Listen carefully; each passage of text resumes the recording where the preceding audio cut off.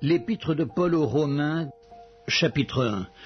Paul, serviteur de Jésus-Christ, appelé à être apôtre, mis à part pour annoncer l'évangile de Dieu, qui avait été promis auparavant de la part de Dieu par ses prophètes dans les Saintes Écritures, et qui concerne son Fils, né de la postérité de David, selon la chair, et déclaré Fils de Dieu avec puissance, selon l'esprit de sainteté, par sa résurrection d'entre les morts, Jésus-Christ, notre Seigneur, par qui nous avons reçu la grâce et l'apostolat, pour amener en son nom à l'obéissance de la foi tous les païens, parmi lesquels vous êtes aussi, vous qui avez été appelés par Jésus-Christ, à tous ceux qui à Rome sont bien-aimés de Dieu, appelés à être saints, que la grâce et la paix vous soient données de la part de Dieu notre Père et du Seigneur Jésus-Christ. Je rends d'abord grâce à mon Dieu par Jésus-Christ, au sujet de vous tous, de ce que votre foi est renommée dans le monde entier. Dieu que je sers en mon esprit dans l'évangile de son Fils, m'est témoin que je fais sans cesse mention de vous, demandant continuellement dans mes prières d'avoir enfin par sa volonté le bonheur d'aller vers vous, car je désire vous voir, pour vous communiquer quelques dons spirituels, afin que vous soyez affermis, ou plutôt afin que vous soyez encouragés ensemble au milieu de vous, par la foi qui nous est commune à vous et à moi.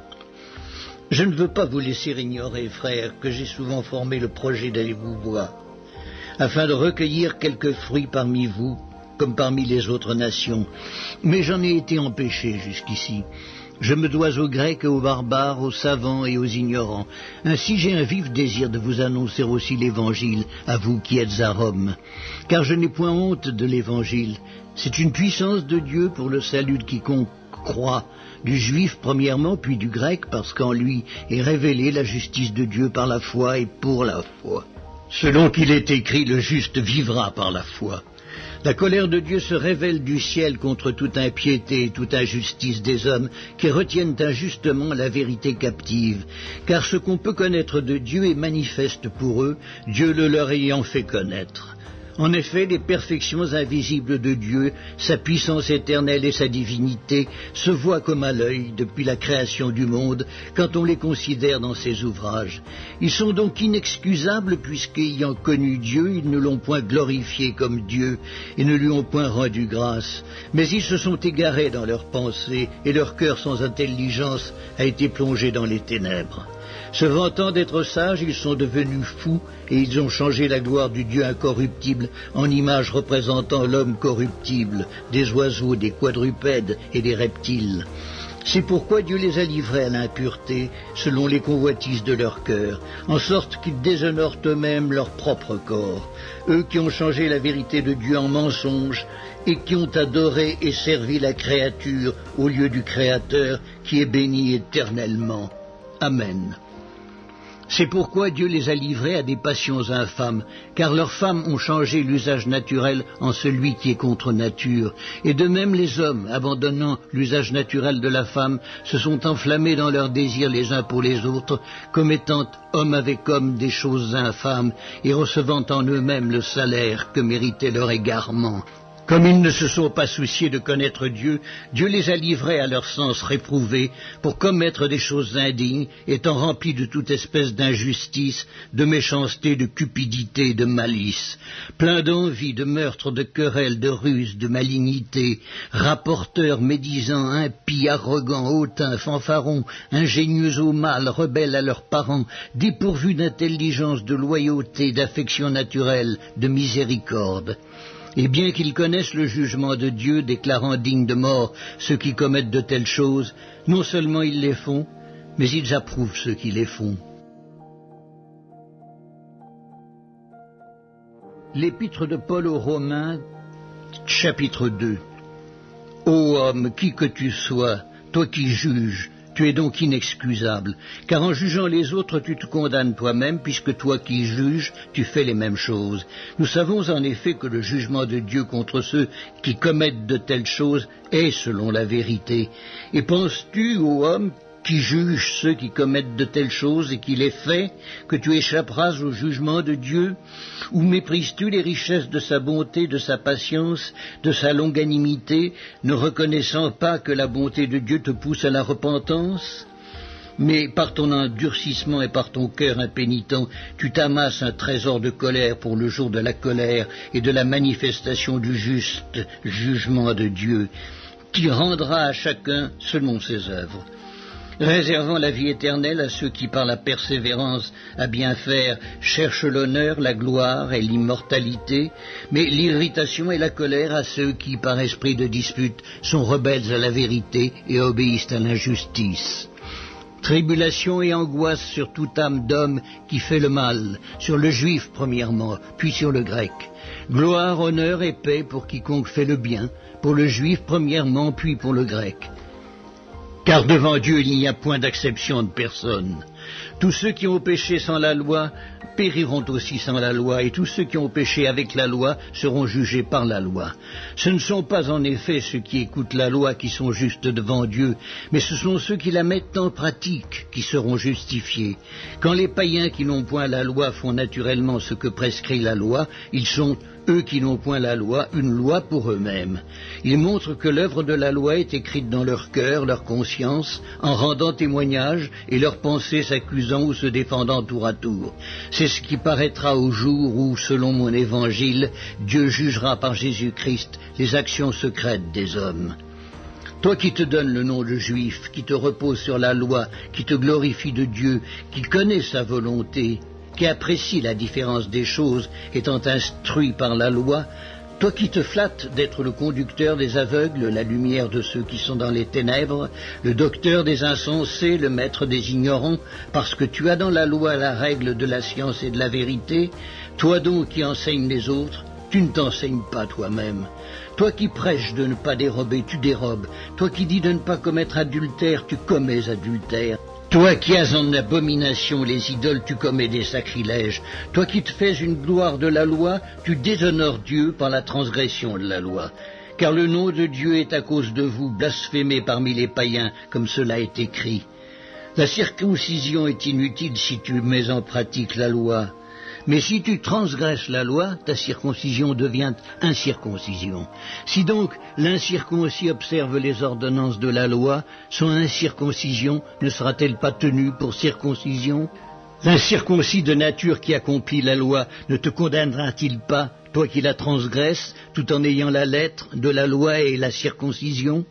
Le juif, ce n'est pas celui qui en a les dehors, et la circoncision, ce n'est pas celle qui est visible dans la chair. Mais le juif, c'est celui qui l'est intérieurement, et la circoncision, c'est celle du cœur, selon l'esprit et non selon la lettre. La louange de ce juif ne vient pas des hommes, mais de Dieu. L'épître de Paul aux Romains, chapitre 3.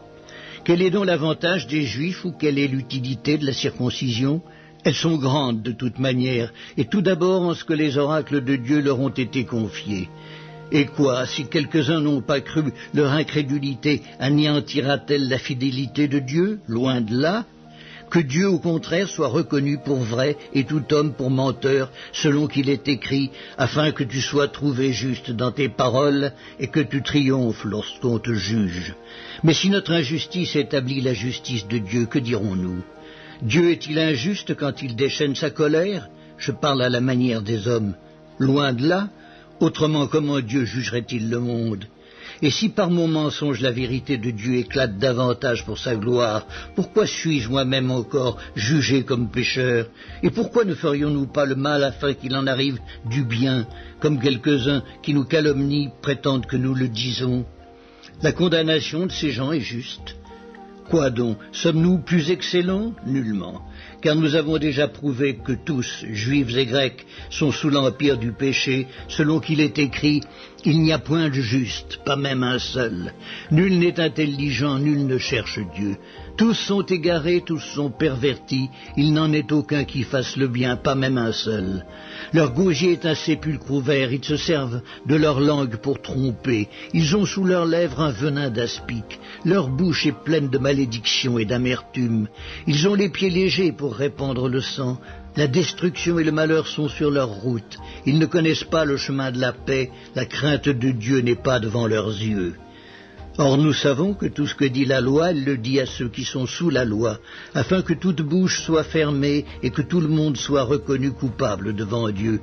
Car nul ne sera justifié devant lui par les œuvres de la loi, puisque c'est par la loi que vient la connaissance du péché. Mais maintenant, sans la loi est manifestée la justice de Dieu, à laquelle rendent témoignage la loi et les prophètes. Justice de Dieu par la foi en Jésus-Christ pour tous ceux qui croient. Il n'y a point de distinction, car tous ont péché et sont privés de la gloire de Dieu, et ils sont gratuitement justifiés par sa grâce, par le moyen de la rédemption qui est en Jésus-Christ. C'est lui que Dieu a destiné par son sang à être pour ceux qui croiraient victime propitiatoire, afin de montrer sa justice, parce qu'il avait laissé impunis les péchés commis auparavant au temps de sa patience, afin, dis-je, de montrer sa justice dans le temps présent, de manière à être juste tout en justifiant celui qui a la foi en Jésus. Où donc est le sujet de se glorifier? Il est exclu. Par quelle loi? Par la loi des œuvres? Non, mais par la loi de la foi. Car nous pensons que l'homme est justifié par la foi sans les œuvres de la loi. Ou bien Dieu est-il seulement le Dieu des Juifs? Ne l'est-il pas aussi des païens? Oui, il l'est aussi des païens, puisqu'il y a un seul Dieu qui justifiera par la foi les circoncis et par la foi les incirconcis. Anéantissons-nous donc la loi par la foi? Loin de là, au contraire, nous confirmons la loi. L'épître de Paul aux Romains, chapitre 4. Que dirons-nous donc qu'Abraham, notre père, a obtenu selon la chair? Si Abraham a été justifié par les œuvres, il a sujet de se glorifier, mais non devant Dieu. Car que dit l'Écriture? Abraham crut à Dieu, et cela lui fut imputé à justice. Or à celui qui fait une œuvre, le salaire est imputé non comme une grâce, mais comme une chose due. Et à celui qui ne fait point d'œuvre, mais qui croit en celui qui justifie l'impie, sa foi lui est imputée à justice. De même, David exprime le bonheur de l'homme à qui Dieu impute la justice sans les œuvres. Heureux ceux dont les iniquités sont pardonnées et dont les péchés sont couverts. Heureux l'homme à qui le Seigneur n'impute pas son péché. Ce bonheur n'est-il que pour les circoncis ou est-il également pour les incirconcis? Car nous disons que la foi fut imputée à justice à Abraham. Comment donc lui fut-elle imputée? Était-ce après ou avant sa circoncision? Il n'était pas encore circoncis, il était incirconcis. Et il reçut le signe de la circoncision comme sceau de la justice qu'il avait obtenue par la foi quand il était incirconcis, afin d'être le père de tous les incirconcis qui croient pour que la justice leur fût aussi imputée, et le père des circoncis qui ne sont pas seulement circoncis, mais encore qui marchent sur les traces de la foi de notre père Abraham quand il était incirconcis. En effet, ce n'est pas par la loi que l'héritage du monde a été promis à Abraham ou à sa postérité, c'est par la justice de la foi. Car si les héritiers le sont par la loi est vaine et la promesse est anéantie, parce que la loi produit la colère et que là où il n'y a point de loi, il n'y a point non plus de transgression. C'est pourquoi les héritiers le sont par la foi, pour que ce soit par grâce, afin que la promesse soit assurée à toute la postérité, non seulement à celle qui est sous la loi, mais aussi à celle qui a la foi d'Abraham, notre Père à tous, selon qu'il est écrit « Je t'ai établi Père d'un grand nombre de nations ». Il est notre Père devant celui auquel il a cru, Dieu, qui donne la vie aux morts et qui appelle les choses qui ne sont point comme si elles étaient. Espérant contre toute espérance, il crut, en sorte qu'il devint père d'un grand nombre de nations, selon ce qui lui avait été dit, « Telle sera ta postérité ». Et sans faiblir dans la foi, il ne considéra point que son corps était déjà usé, puisqu'il avait près de 100 ans et que Sarah n'était plus en état d'avoir des enfants. Il ne douta point par incrédulité au sujet de la promesse de Dieu, mais il fut fortifié par la foi, donnant gloire à Dieu et ayant la pleine conviction que ce qu'il promet, il peut aussi l'accomplir. C'est pourquoi cela lui fut imputé à justice. Mais ce n'est pas à cause de lui seul qu'il est écrit que cela lui fut imputé. C'est encore à cause de nous, à qui cela sera imputé, à nous qui croyons en celui qui a ressuscité des morts, Jésus notre Seigneur, lequel a été livré pour nos offenses et est ressuscité pour notre justification. L'épître de Paul aux Romains, chapitre 5. Étant donc justifiés par la foi, nous avons la paix avec Dieu par notre Seigneur Jésus-Christ, à qui nous devons d'avoir eu par la foi accès à cette grâce, dans laquelle nous demeurons fermes, et nous nous glorifions dans l'espérance de la gloire de Dieu. Bien plus, nous nous glorifions même des afflictions, sachant que l'affliction produit la persévérance la victoire dans l'épreuve, et cette victoire l'espérance. Or l'espérance ne trompe point, parce que l'amour de Dieu est répandu dans nos cœurs par le Saint-Esprit qui nous a été donné. Car lorsque nous étions encore sans force, Christ au temps marqué est mort pour des impies. À peine mourrait-on pour un juste, quelqu'un peut-être mourrait pour un homme de bien, mais Dieu prouve son amour envers nous en ce que, lorsque nous étions encore des pécheurs, Christ est mort pour nous. À plus forte raison donc, maintenant que nous sommes justifiés par son sang, serons-nous sauvés par lui de la colère. Car si, lorsque nous étions ennemis, nous avons été réconciliés avec Dieu par la mort de son Fils, à plus forte raison, étant réconciliés, serons-nous sauvés par sa vie. Et non seulement cela, mais encore nous nous glorifions en Dieu par notre Seigneur Jésus-Christ, par qui maintenant nous avons obtenu la réconciliation. C'est pourquoi, par un seul homme, le péché est entré dans le monde, et par le péché, la mort, et qu'ainsi la mort s'est étendue sur tous les hommes parce que tous ont péché, car jusqu'à la loi, le péché était dans le monde. Or, le péché n'est pas imputé quand il n'y a point de loi. Cependant, la mort a régné depuis Adam jusqu'à Moïse, même sur ceux qui n'avaient pas péché, par une transgression semblable à celle d'Adam, lequel est la figure de celui qui devait venir. Mais il n'en est pas du don gratuit comme de l'offense, car si par l'offense d'un seul, il en est beaucoup qui sont morts, à plus forte raison la grâce de Dieu et le don de la grâce venant d'un seul homme, Jésus-Christ, ont-ils été abondamment répandus sur beaucoup. Et il n'en est pas du don comme de ce qui est arrivé par un seul qui a péché, car c'est après une seule offense que le jugement est devenu condamnation, tandis que le don gratuit devient justification après plusieurs offenses. Si par l'offense d'un seul, la mort a régné par lui seul, à plus forte raison ceux qui reçoivent l'abondance de la grâce et du don de la justice régneront-ils dans la vie par Jésus-Christ lui seul. Ainsi donc, comme par une seule offense la condamnation a atteint tous les hommes, de même par un seul acte de justice, la justification qui donne la vie s'étend à tous les hommes.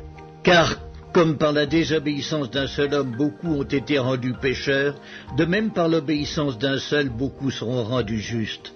Or la loi est intervenue pour que l'offense abondât, mais là où le péché a abondé, la grâce a surabondé, afin que, comme le péché a régné par la mort, ainsi la grâce régna par la justice pour la vie éternelle, par Jésus-Christ notre Seigneur. L'épître de Paul aux Romains, chapitre 6. Que dirons-nous donc? Demeurerions-nous dans le péché afin que la grâce abonde? Loin de là.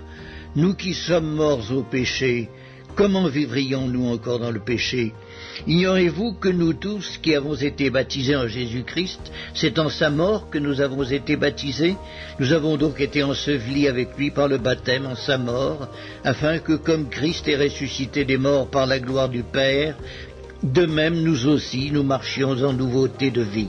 En effet, si nous sommes devenus une même plante avec lui par la conformité à sa mort, nous le serons aussi par la conformité à sa résurrection, sachant que notre vieil homme a été crucifié avec lui, afin que le corps du péché fût détruit, pour que nous ne soyons plus esclaves du péché, car celui qui est mort est libre du péché. Or, si nous sommes morts avec Christ, nous croyons que nous vivrons aussi avec lui, sachant que Christ ressuscité des morts ne meurt plus. La mort n'a plus de pouvoir sur lui, car il est mort et c'est pour le péché qu'il est mort une fois pour toutes. Il est revenu à la vie et c'est pour Dieu qu'il vit. Ainsi vous-même, regardez-vous comme morts au péché et comme vivants pour Dieu en Jésus-Christ. Que le péché ne règne donc point dans votre corps mortel, et n'obéissez pas à ses convoitises, ne livrez pas vos membres au péché comme des instruments d'iniquité, mais donnez-vous vous-même à Dieu comme étant vivants de mort que vous étiez, et offrez à Dieu vos membres comme des instruments de justice, car le péché n'aura point de pouvoir sur vous, puisque vous êtes non sous la loi, mais sous la grâce. Quoi donc? Pécherions-nous parce que nous sommes non sous la loi mais sous la grâce? Loin de là. Ne savez-vous pas qu'en vous livrant à quelqu'un comme esclave pour lui obéir, vous êtes esclave de celui à qui vous obéissez, soit du péché qui conduit à la mort, soit de l'obéissance qui conduit à la justice? Mais grâce soit rendue à Dieu de ce que, après avoir été esclave du péché, vous avez obéi de cœur à la règle de doctrine dans laquelle vous avez été instruits. Ayant été affranchis du péché, vous êtes devenus esclaves de la justice. Je parle à la manière des hommes à cause de la faiblesse de votre chair. De même donc que vous avez livré vos membres comme esclaves à l'impureté et à l'iniquité pour arriver à l'iniquité, ainsi maintenant livrez vos membres comme esclaves à la justice pour arriver à la sainteté. Car lorsque vous étiez esclaves du péché, vous étiez libres à l'égard de la justice. Quels fruits portiez-vous alors? Des fruits dont vous rougissez aujourd'hui. Car la fin de ces choses, c'est la mort. Mais maintenant, étant affranchis du péché et devenus esclaves de Dieu, vous avez pour fruit la sainteté et pour fin la vie éternelle. Car le salaire du péché, c'est la mort. Mais le don gratuit de Dieu, c'est la vie éternelle en Jésus-Christ notre Seigneur. L'épître de Paul aux Romains, chapitre 7. Ignorez-vous, frères, car je parle à des gens qui connaissent la loi, que la loi exerce son pouvoir sur l'homme aussi longtemps qu'il vit? Ainsi, une femme mariée est liée par la loi à son mari tant qu'il est vivant, mais si le mari meurt, elle est dégagée de la loi qui la liait à son mari.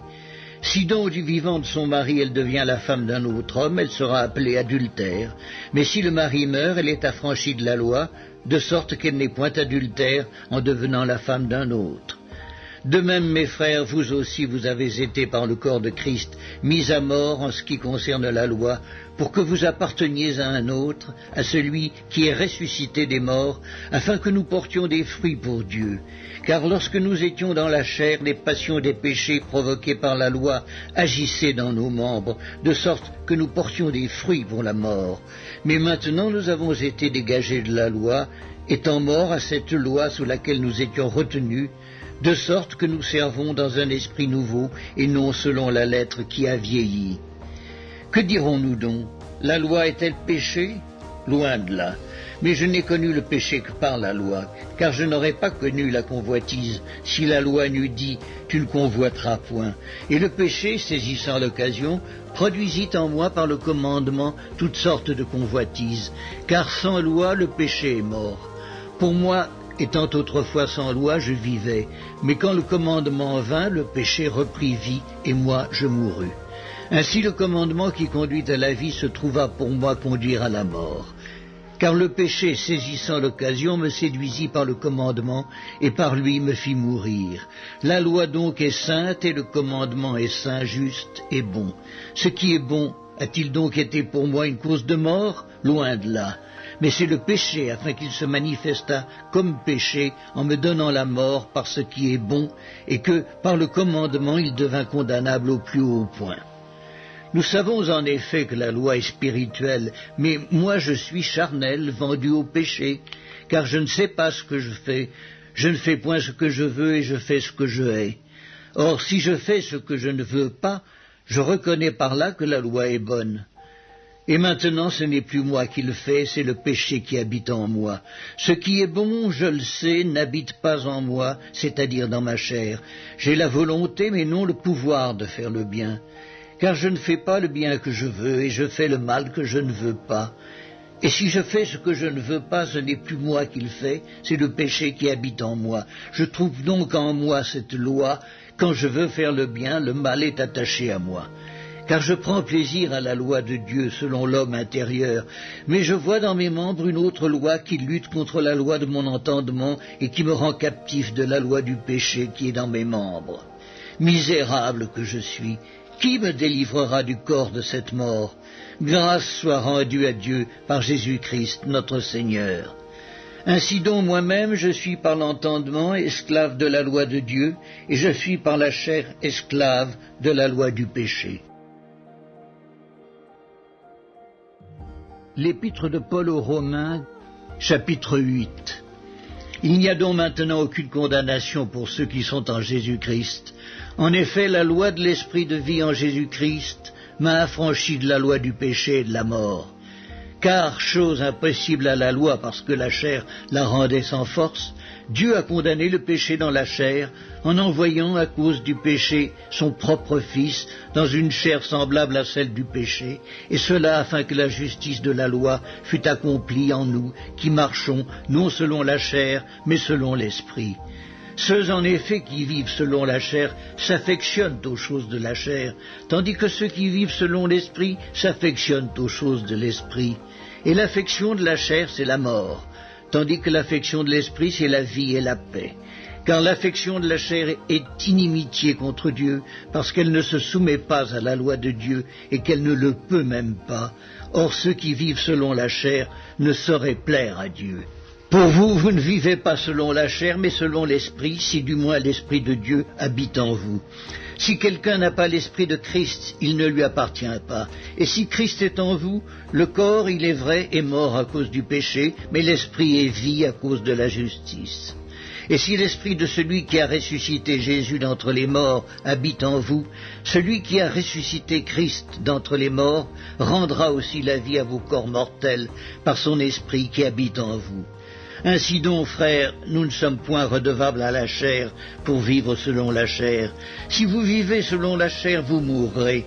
Mais si par l'Esprit vous faites mourir les actions du corps, vous vivrez, car tous ceux qui sont conduits par l'Esprit de Dieu sont fils de Dieu.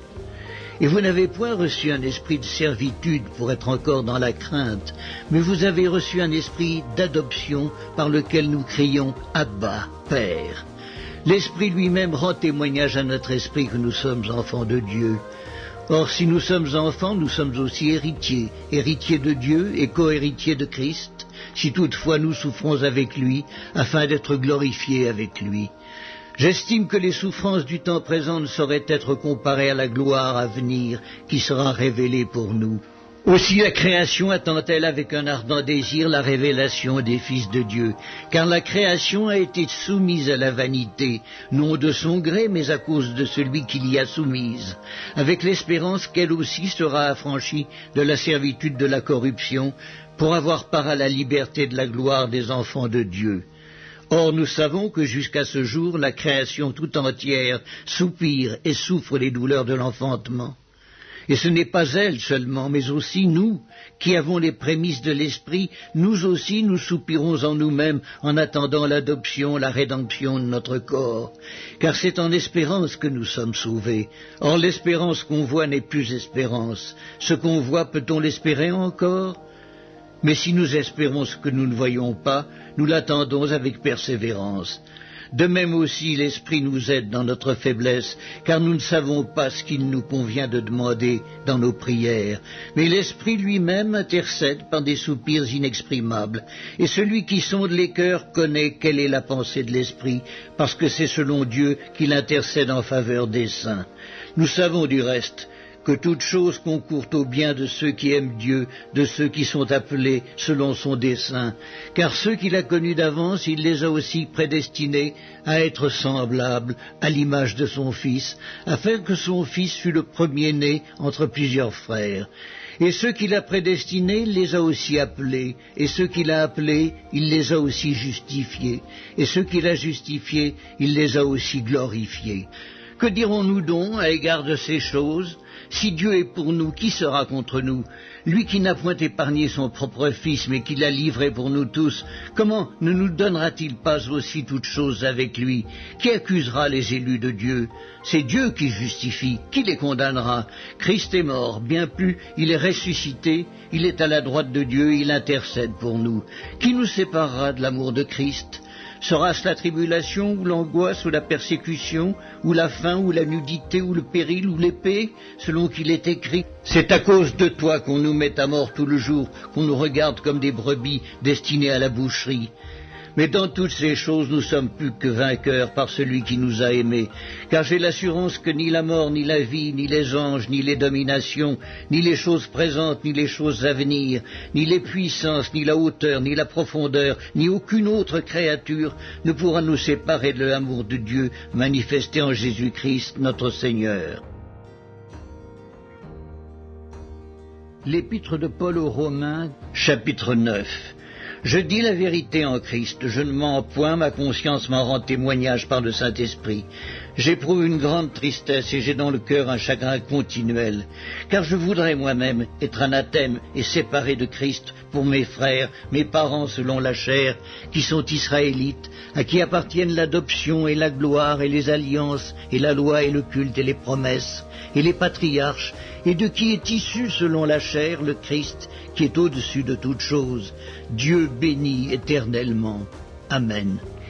Ce n'est point à dire que la parole de Dieu soit restée sans effet, car tous ceux qui descendent d'Israël ne sont pas Israël, et pour être la postérité d'Abraham, ils ne sont pas tous ses enfants. Mais il est dit, en Isaac sera nommé pour toi une postérité, c'est-à-dire que ce ne sont pas les enfants de la chair qui sont enfants de Dieu, mais que ce sont les enfants de la promesse qui sont regardés comme la postérité. Voici, en effet, la parole de la promesse. Je reviendrai à cette même époque et Sarah aura un fils. Et depuis, il en fut ainsi de Rebecca, qui conçut du seul Isaac notre père. Car quoique les enfants ne fussent pas encore nés et qu'ils n'eussent fait ni bien ni mal, afin que le dessein d'élection de Dieu subsistât, sans dépendre des œuvres et par la seule volonté de celui qui appelle, il fut dit à Rebecca, l'aîné sera assujetti au plus jeune, selon qu'il est écrit, j'ai aimé Jacob et j'ai haï Ésaü. Que dirons-nous donc? Y a-t-il en Dieu de l'injustice? Loin de là. Car il dit à Moïse, je ferai miséricorde à qui je fais miséricorde, et j'aurai compassion de qui j'ai compassion.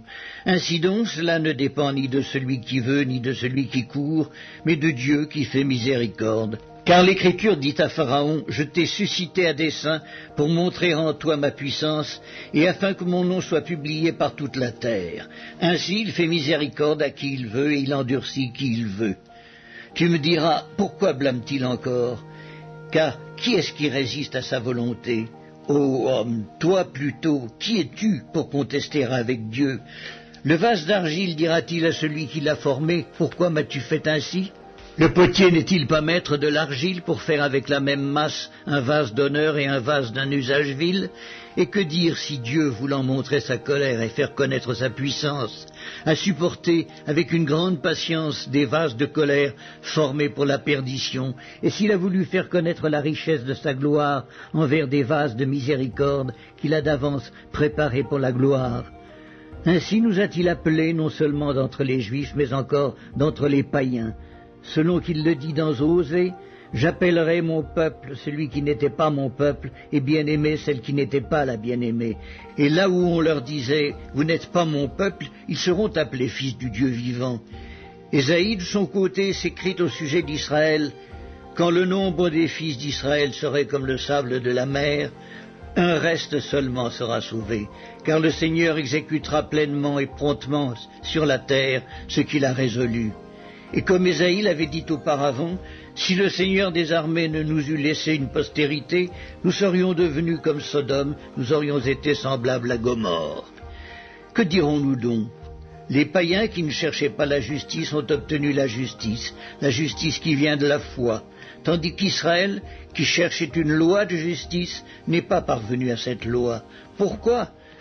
Parce qu'Israël l'a cherchée, non par la foi, mais comme provenant des œuvres. Ils se sont heurtés contre la pierre d'achoppement, selon qu'il est écrit, voici, je mets en Sion une pierre d'achoppement et un rocher de scandale, et celui qui croit en lui ne sera point confus.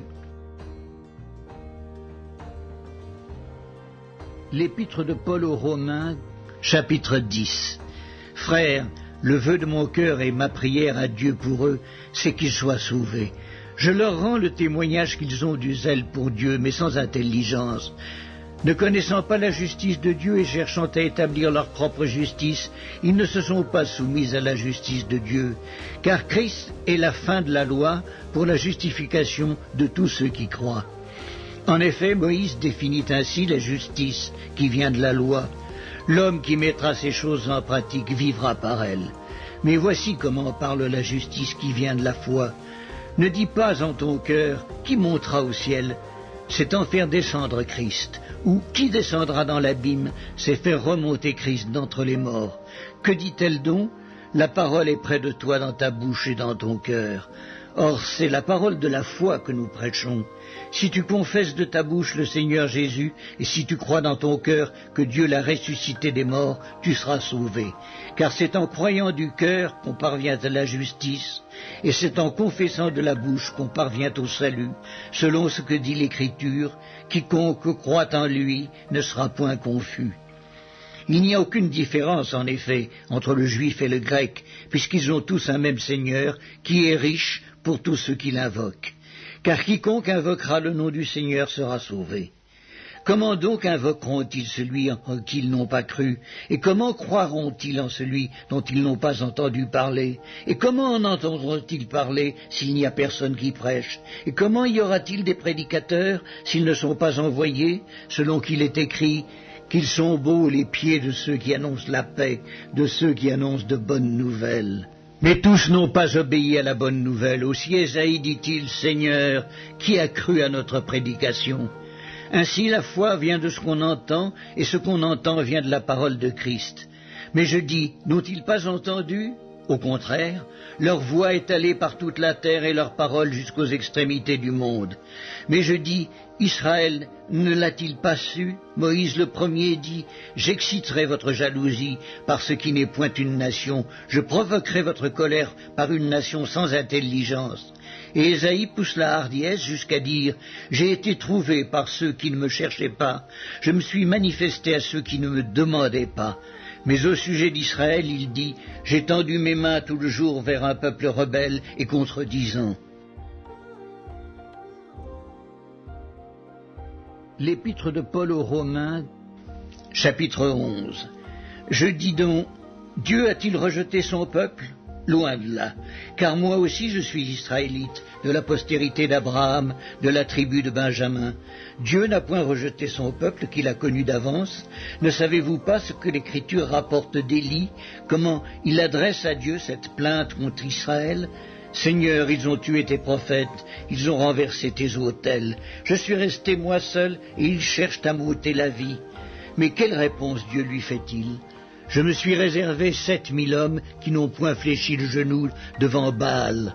De même aussi, dans le temps présent, il y a un reste selon l'élection de la grâce. Or, si c'est par grâce, ce n'est plus par les œuvres. Autrement, la grâce n'est plus une grâce. Et si c'est par les œuvres, ce n'est plus une grâce. Autrement, l'œuvre n'est plus une œuvre. Quoi donc? Ce qu'Israël cherche, il ne l'a pas obtenu, mais l'élection l'a obtenu, tandis que les autres ont été endurcis, selon qu'il est écrit, Dieu leur a donné un esprit d'assoupissement, des yeux pour ne point voir, et des oreilles pour ne point entendre, jusqu'à ce jour. Et David dit, que leur table soit pour eux un piège, un filet, une occasion de chute et une rétribution, que leurs yeux soient obscurcis pour ne point voir, et tiens leur dos continuellement courbé. Je dis donc, est-ce pour tomber qu'ils ont bronché? Loin de là. Mais par leur chute, le salut est devenu accessible aux païens, afin qu'ils fussent excités à la jalousie. Or, si leur chute a été la richesse du monde, et leur amoindrissement la richesse des païens, combien plus en sera-t-il ainsi quand ils se convertiront tous?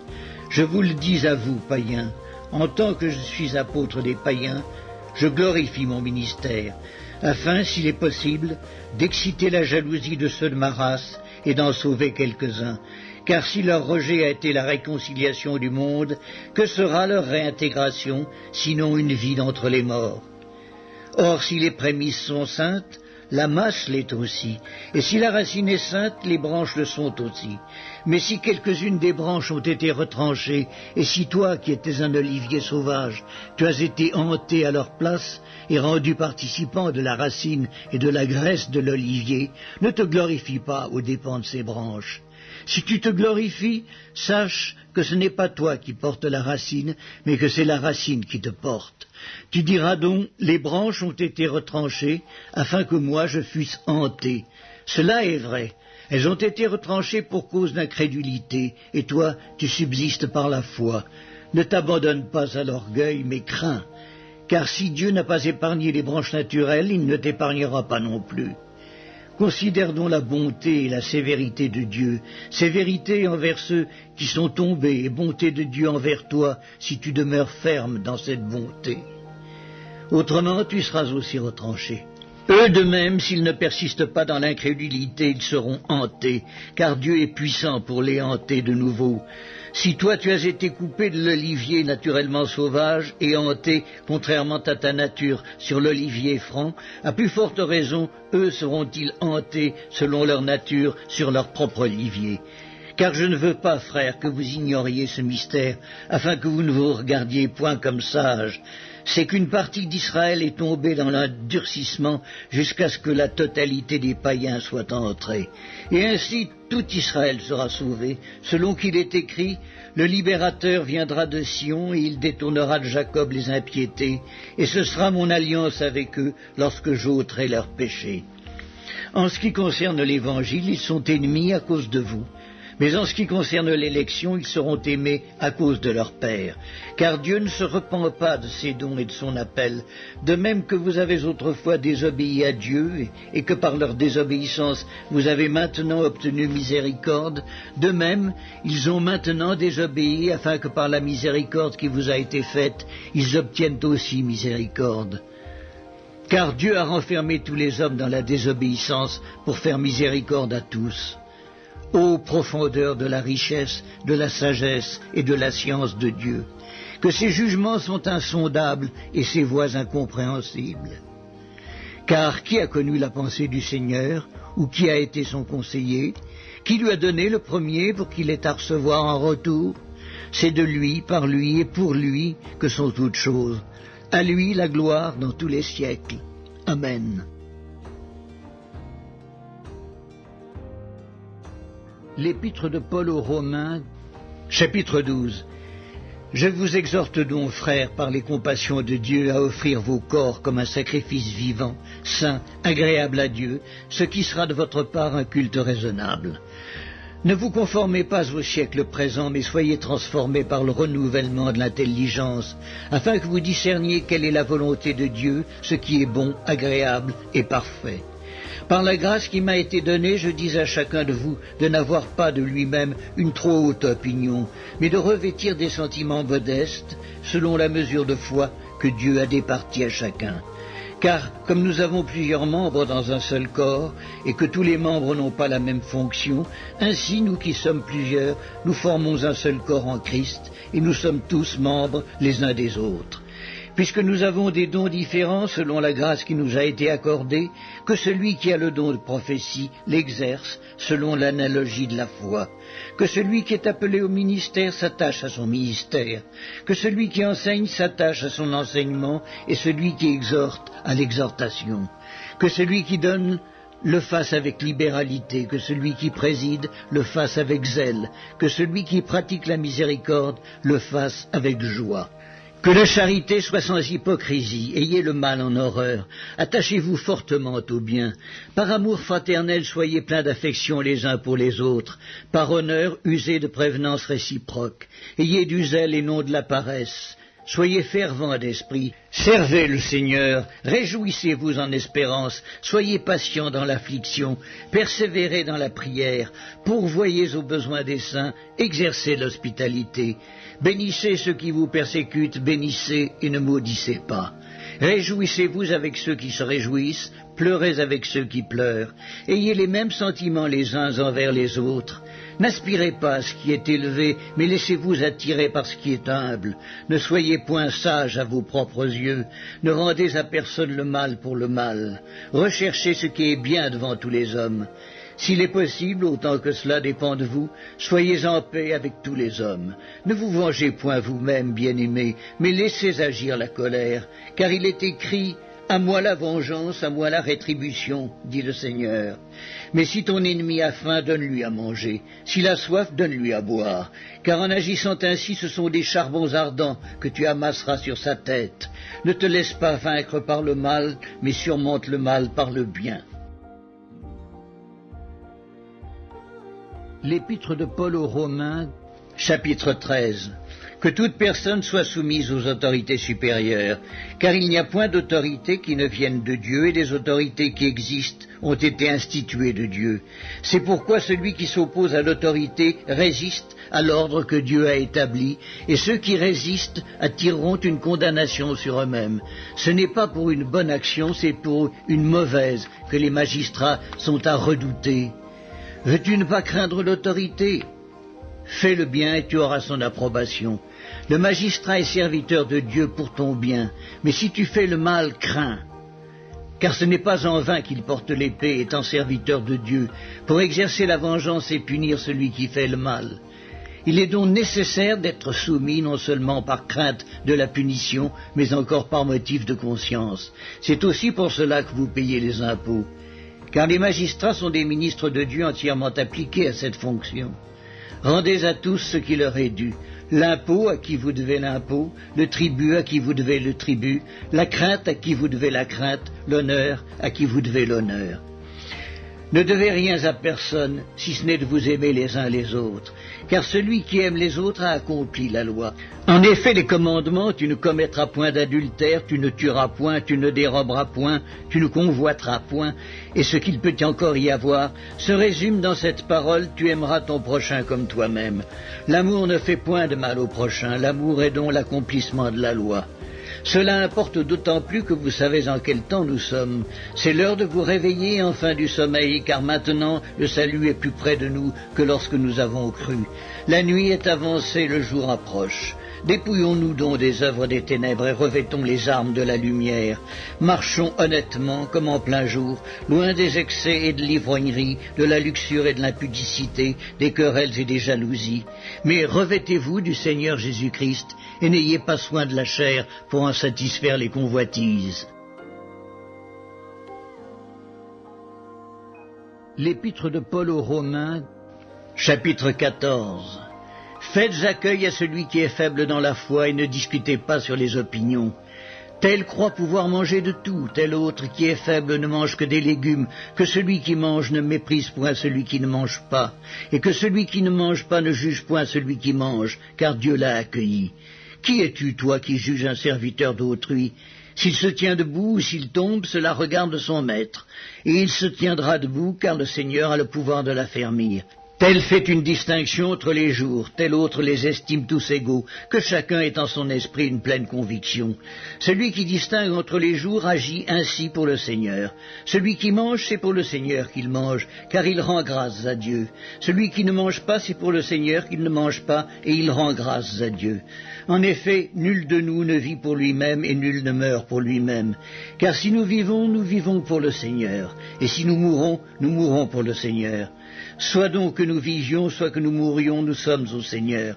Car Christ est mort et il a vécu afin de dominer sur les morts et sur les vivants. Mais toi, pourquoi juges-tu ton frère?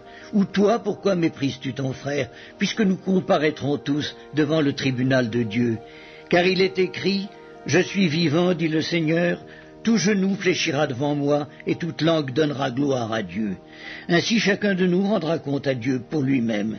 Ne nous jugeons donc plus les uns les autres, mais pensez plutôt à ne rien faire qui soit pour votre frère une pierre d'achoppement ou une occasion de chute. Je suis persuadé par le Seigneur Jésus que rien n'est impur en soi et qu'une chose n'est impure que pour celui qui la croit impure. Mais si pour un aliment ton frère est attristé, tu ne marches plus selon l'amour. Ne cause pas par ton aliment la perte de celui pour lequel Christ est mort. Que votre privilège ne soit pas un sujet de calomnie, car le royaume de Dieu ce n'est pas le manger et le boire, mais la justice, la paix et la joie par le Saint-Esprit. Celui qui sert Christ de cette manière est agréable à Dieu et approuvé des hommes. Ainsi donc recherchons ce qui contribue à la paix et à l'édification mutuelle. Pour un aliment ne détruit pas l'œuvre de Dieu. À la vérité toutes choses sont pures, mais il est mal à l'homme quand il mange de devenir une pierre d'achoppement. Il est bien de ne pas manger de viande, de ne pas boire de vin et de s'abstenir de ce qui peut être pour ton frère une occasion de chute, de scandale ou de faiblesse. Cette foi que tu as, garde-la pour toi devant Dieu. Heureux celui qui ne se condamne pas lui-même dans ce qu'il approuve. Mais celui qui a des doutes au sujet de ce qu'il mange est condamné parce qu'il n'agit pas par conviction. Tout ce qui n'est pas le produit d'une conviction est péché. L'épître de Paul aux Romains, chapitre 15. Nous qui sommes forts, nous devons supporter les faiblesses de ceux qui ne le sont pas et ne pas nous complaire en nous-mêmes. Que chacun de nous complaise au prochain pour ce qui est bien en vue de l'édification. Car Christ ne s'est point complu en lui-même, mais selon qu'il est écrit, « Les outrages de ceux qui t'insultent sont tombés sur moi ». Or, tout ce qui a été écrit d'avance l'a été pour notre instruction, afin que par la patience et par la consolation que donnent les Écritures, nous possédions l'espérance. Que le Dieu de la persévérance et de la consolation vous donne d'avoir les mêmes sentiments les uns envers les autres, selon Jésus-Christ, afin que tous ensemble, d'une seule bouche, vous glorifiez le Dieu et Père de notre Seigneur Jésus-Christ. Accueillez-vous donc les uns les autres comme Christ vous a accueillis pour la gloire de Dieu. Je dis en effet que Christ a été serviteur des circoncis pour prouver la véracité de Dieu en confirmant les promesses faites au Père, tandis que les païens glorifient Dieu à cause de sa miséricorde, selon qu'il est écrit « C'est pourquoi je te louerai parmi les nations et je chanterai à la gloire de ton nom ». Il est dit encore « Nations, réjouissez-vous avec son peuple ». Et encore « Louez le Seigneur, vous, toutes les nations, célébrez-le, vous, tous les peuples ». Ésaïe dit aussi, « Il sortira d'Isaïe un rejeton qui se lèvera pour régner sur les nations. Les nations espéreront en lui. » Que le Dieu de l'espérance vous remplisse de toute joie et de toute paix dans la foi, pour que vous abondiez en espérance par la puissance du Saint-Esprit. Pour ce qui vous concerne, mes frères, je suis moi-même persuadé que vous êtes pleins de bonnes dispositions, remplis de toute connaissance et capables de vous exhorter les uns les autres. Cependant, à certains égards, je vous ai écrit avec une sorte de hardiesse, comme pour réveiller vos souvenirs à cause de la grâce que Dieu m'a faite d'être ministre de Jésus-Christ parmi les païens, m'acquittant du divin service de l'évangile de Dieu, afin que les païens lui soient une offrande agréable, étant sanctifiés par l'Esprit Saint. J'ai donc sujet de me glorifier en Jésus-Christ pour ce qui regarde les choses de Dieu, car je n'oserais mentionner aucune chose que Christ n'ait pas faite par moi pour amener les païens à l'obéissance, par la parole et par les actes, par la puissance des miracles et des prodiges, par la puissance de l'Esprit de Dieu, en sorte que, depuis Jérusalem et les pays voisins jusqu'en Illyrie, j'ai abondamment répandu l'évangile de Christ.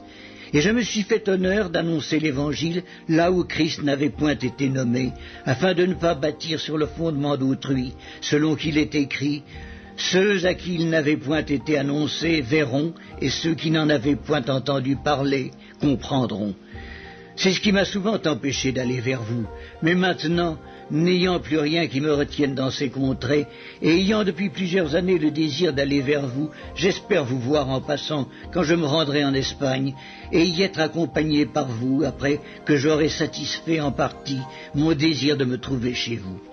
Présentement, je vais à Jérusalem pour le service des saints, car la Macédoine et l'Achaïe ont bien voulu s'imposer une contribution en faveur des pauvres parmi les saints de Jérusalem. Elles l'ont bien voulu et elles le leur devaient, car si les païens ont eu part à leurs avantages spirituels, ils doivent aussi les assister dans les choses temporelles. Dès que j'aurai terminé cette affaire et que je leur ai remis ces dons, je partirai pour l'Espagne et passerai chez vous. Je sais qu'en allant vers vous, c'est avec une pleine bénédiction de Christ que j'irai. Je vous exhorte, frères, par notre Seigneur Jésus-Christ, et par l'amour de l'Esprit, à combattre avec moi, en adressant à Dieu des prières en ma faveur, afin que je sois délivré des incrédules de la Judée, et que les dons que je porte à Jérusalem soient agréés des saints, en sorte que j'arrive chez vous avec joie, si c'est la volonté de Dieu, et que je jouisse au milieu de vous de quelque repos. Que le Dieu de paix soit avec vous tous. Amen.